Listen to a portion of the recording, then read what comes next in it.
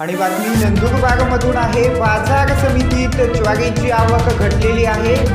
आवक घटल्यानं थोड्या प्रमाणात भावात वाढ झाल्याची माहिती समजते। या संदर्भात तेथील बाजार समितीचे सचिव काय म्हणतायत आणि व्यापाऱ्यांचं नेमकं काय म्हणणं आहे ते देखील पाहूयात। बऱ्यापैकी कमी झाली असून मागील एप्रिल आणि मे महिन्याच्या हंगामात जवळपास ज्वारी बाजार समितीमध्ये 15,000 क्विंटल ज्वारी आणि 10,000 क्विंटल दादर अशी एकूण 25,000 क्विंटलची आवक बाजार समितीमध्ये झालेली आहे। आता ज्वारीचा भाव जर आपण बघितला तर सद्यस्थितीत 2,000 पासून तर 2800 पर्यंत ज्वारीला बाजार समितीमध्ये भाव मिळतो आहे आणि तोच दादरला 2700 पासून तर 4,000 पर्यंत बाजार समितीमध्ये दादरला भाव मिळालेला आहे। आणि मागील वर्षात दादर आणि ज्वारी मिळून जवळपास 60,000 क्विंटलची आवक बाजार समितीमध्ये झाली होती।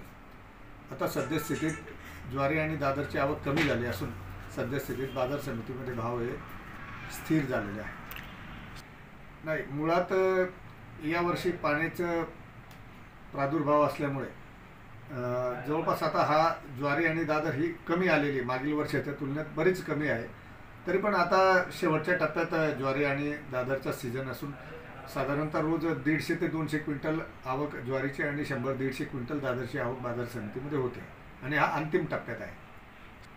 भाव म्हणजे मालाचा पुरवठा कमी झाल्यानंतर मार्केटमध्ये जो व्यापाऱ्यांकडे थोडाफार माल पडून असतो याच्यात थोडाफार 100-200 रुपयाचा भाव हा साधारणतः वाढत असतो, परंतु सद्यस्थितीत मागील या 2 महिन्यात भाव स्थिर आहे।